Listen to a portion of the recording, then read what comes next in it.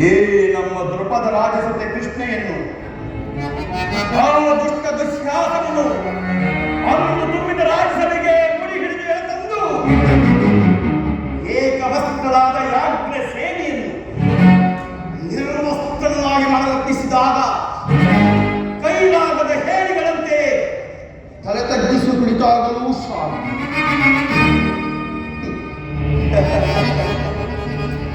ಈಗಲೂ ಅದೇ ನುಡಿ ವೈರಿ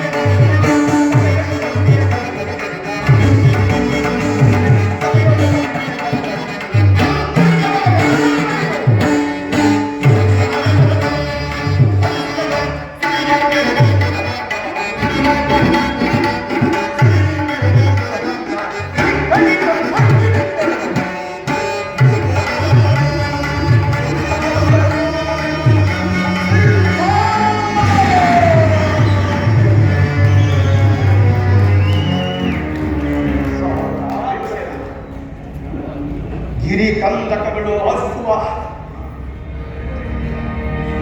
ಅರಣ್ಯ ಮೃಗಗಳಂತೆ 12 ವರ್ಷ ವನವಾಸ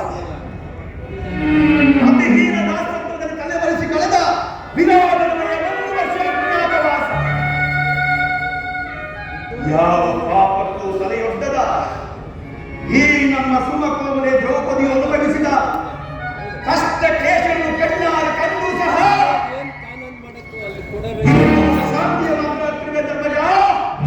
ಶಾಂತಿಯ ಮಾತುಗಳು ನೀನು ಶಾಂತಿಯನ್ನು ಜಪಿಸುತ್ತಲೇ ಇರು.